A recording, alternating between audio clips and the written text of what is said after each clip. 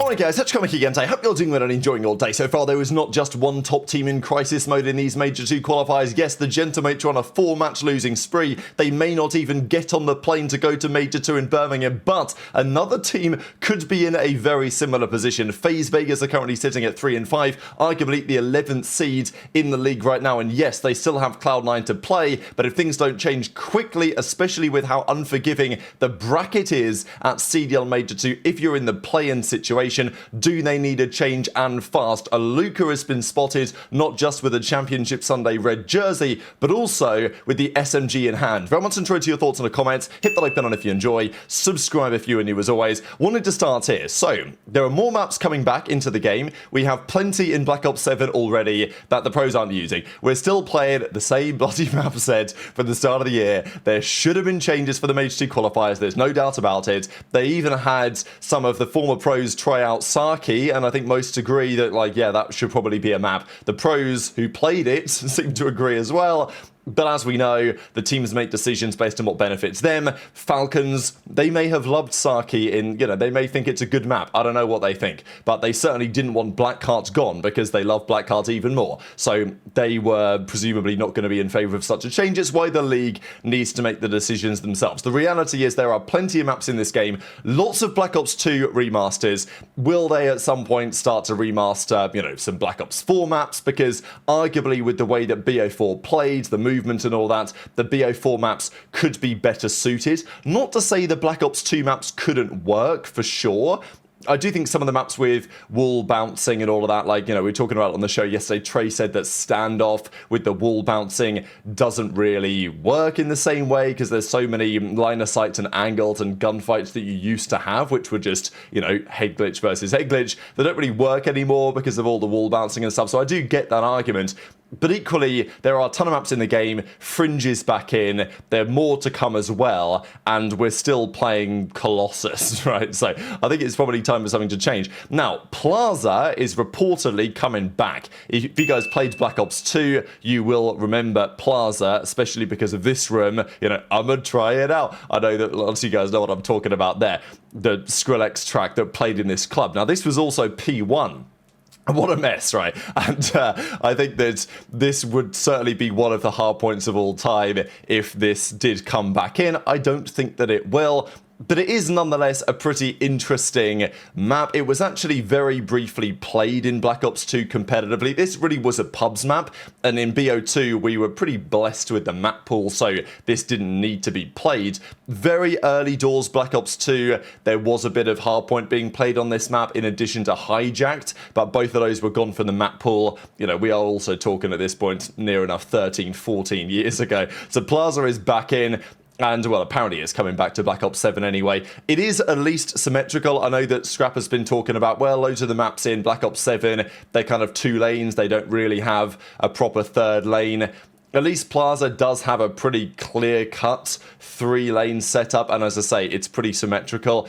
Honestly, I think Plaza could even play better than... I think it would play better than what we currently have. Is it the best of the options that we could go for? Probably not, right? There are other options to consider as well. There's also a bit of talk about Grinds, which this is a Black Ops 2 DLC map that came back. And Ghosty was talking about why they've put the British filter on it. I don't know what's going on here, but we got the same thing on the firing range here when you've got this version, and then you've got the British weather filter, which makes it look all depressing. So I'm not really sure what's going on there. Maybe they're getting us ready for the color palette they're going to have next year. But we've got a ton of maps to consider now, right? This is, what do they call it, Cliff Face in this game or something, or Cliff Town. So this is Yemen from Black Ops 2. They're bringing it back. I guess they can't call it Yemen for some reason. But this, you guys can see the treehouse. It was P2. You guys can see way over here was the market. I mean, obviously this is the church where they have that unbreakable 3rd hill. I don't think this will be played. I don't think the pros would want to play it. I think it would be really cool to see it played, but I just doubt it very highly. Meltdown should 100% be in for Search and Destroy, in my opinion. I'd be shocked if the league don't decide to bring it back for the second stage. Of course, there's also Standoff as well. This is not even considering Utopia and Saki and the other maps they're going to bring back as well. So Ghost of Hope has some interesting predictions on Plaza Inn and something. I just doubt it, but I wouldn't hate it. I think it would be better than some of what we currently have. So intrigued to your thoughts on that in the comments below. It is just a shame that we get all these remasters of what are at least good maps, and none of them get played. So we're stuck with what we have. Thankfully, that should end soon with any luck. Let's talk about rosters, though. Huntsman, they had a couple of players poached this year. Nium is on the Thieves, Kips is on Toronto, both of which have played well and done well.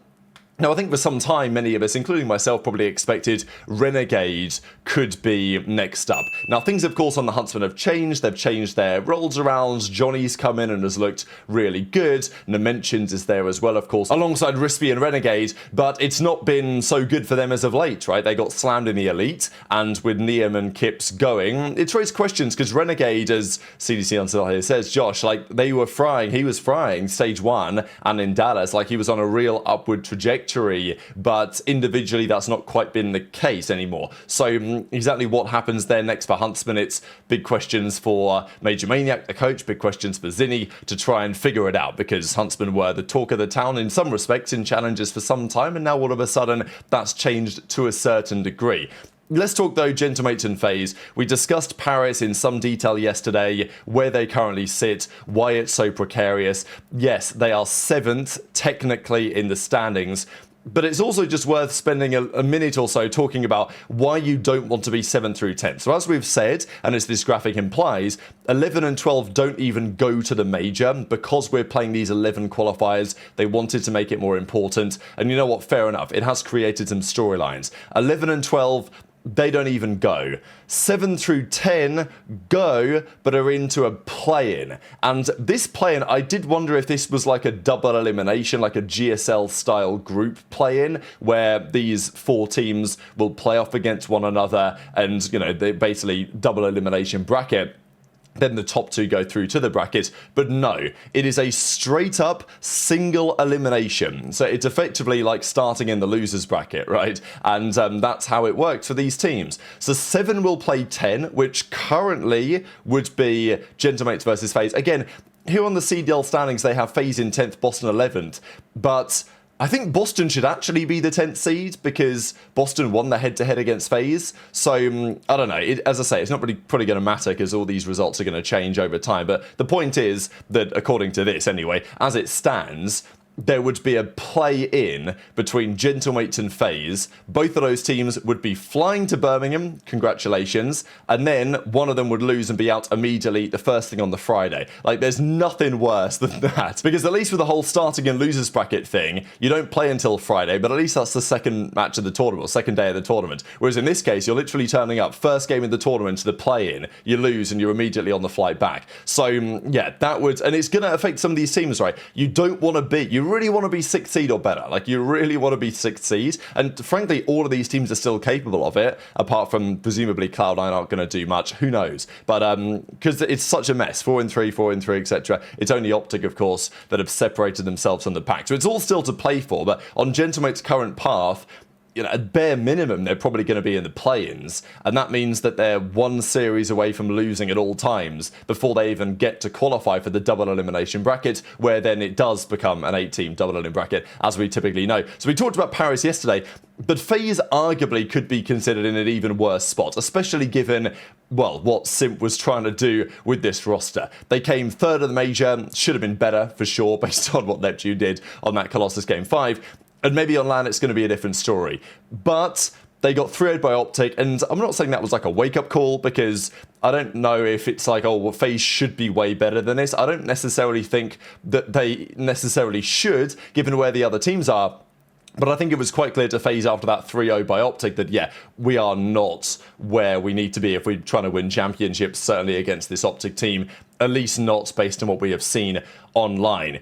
these are the upcoming matches for all of the respective teams. Gentlemate, as we talked about yesterday, arguably have the hardest run. They still have to play OpTic, they still have to play Thieves and FaZe and Boston. So that's not an easy road. Boston's run is Paris, Minnesota, Miami, which, again, I still think Minnesota and Miami will be favourites in those series, but like I wouldn't be surprised if Boston get a win in one of those two, and then Paris right now are beatable by literally anyone. They've lost both to Surge and to Cloud9. So Boston will feel pretty confident. They've also got, as I say, the head-to-head against FaZe. They're 3-5. FaZe still have Cloud9 to play, as do Ravens. So assuming that Cloud9 lose both of those series, FaZe will get to 4 and Ravens will get to 4 wins, which should be enough, you would think, to get through, at least to guarantee to the tournament. But as I say, even if you get on the flight, it might not be good enough, right? Like, you don't want to be in the play-in. It's really precarious, especially because there are going to be some good teams in the play-in, based on what we are currently seeing. Maybe good is the wrong word. Theoretically good teams, anyway, in FaZe and Gentlemate, you might argue. So FaZe have to play Ravens, Gentlemates, and Cloud9, so they do have an easier run, but also Ravens online and no pushovers, they even put up a decent fight against OpTic the other day. Paris, wow, yeah, what a collapse. But you still got to think that for Paris, they'll find something at some point, won't they? They've got too much talent. I don't know, maybe it's mentally compromised. The reality is that Simp could be carrying them every series, and it's not been enough for FaZe as of late. Drazah's numbers have been pretty inconsistent online. He did have a good major. 04, however, has had a difficult run in his recent series. His, numbers, he had a 0.9 when they won the series against Thieves. That was big. Then they played up to get a 0.8 again. His numbers have been in that ballpark now for some time, and people are going to say should have got Neptune, whatever, and probably fair enough, they should have done, but that's the decision that they made. And going into the season, there was a big question as to where they would be as the season plays out. And right now, it looks like they're going to be probably in the play-in at the major, which is not where you want to be at all. So the question then becomes, if you are going to make a change at FaZe, they're not going to do it before the major, but let's say they go to the play-in, they go to Major 2, and they get knocked out immediately in the play-in, or they get knocked out top 8 or something bad, they're going to have to do something. And Alluka is on the bench, right? And you can see here that this guy orders up the Alluka jersey. Now, what's kind of interesting about this is that they've got it ready if they want anyway in the red. So they've got the pink one that he's wearing on the thumbnail, but they have the red versions which they pulled out for the Championship Sunday, right? And they've got an Alluka version in that ready to go if it would be required. So, not to say that it means an awful lot, but I will say this maybe means a little bit more. We saw some scrims here, Stanley, Roxas, QK, and Alluka pops a nice little 3-piece here, picks up Mac, picks up Geo, and guns down YuLi as well. So, pretty disgusting little 3-piece, turned heads of Pred for sure, and Alluka, since that crazy Challengers Cup, has, whereas Alluka been, right? Not all that notable, but here he was, 24 in 9, 25 in 9, popping this time a 3-piece, pretty disgusting stuff, and notably on the SMG, right? I think that's the critical thing here, because yeah, the Dravek and the M15, they're not real guns as far as I'm concerned. Like, the Dravek isn't really a sub in the way that we've had it before, but still, Alluka's trying to prove maybe that he can do it on this weapon and on this role, because if something was going to change at FaZe, the most likely scenario is that 04 goes and Alluka comes in, because they've paid money for Alluka to sit on the bench. Like, they're not just going to go and pick up another Challengers player without trying the guy that they paid 20k to sign, apparently, anyway. That's what Zuma said. So this, if they're going to make a move, this will be the move, and that's the thing for Gentlemate. It's less clear what they do, even if they can do anything. Obviously, they can do something with their roster if they wanted to, but like, as Gentlemates, what are you trying over there, given like where they've been? So they just need to lock it and try and figure it out as a quartet, I think. For FaZe, there is a logic if things don't work out at Major 2 to actually make a proper move, and it would be Alluka in, I think, in that scenario. But people have said, look, he's an AR player, he's not going to run a sub, it's not going to work so well. You might have to put Drazah to the sub or something, and maybe that could even work. But I think Alluka would run the sub, and I think he could do a pretty good job running it. So that makes O4's position probably slightly more precarious, I would say. These are just the numbers so far in the Major 2 qualifiers, over 8 series. This is what it looks like. Abuzah, Simp, the only ones above a 1. Simp does, though, have a very, very high Slayer rating indeed, 94 over every series if it went to 5 maps. Abuzah is in a similar ballpark, and he's been pretty good. Drazah's been a little bit up and down, but O4's probably been the player to look for right now. So very much enjoy your thoughts on all this stuff in the comments below. Hit the like button if you enjoyed. Subscribe if you're new. Take care, and I'll see you next time. You have to win. Pull out your knife. Yeah.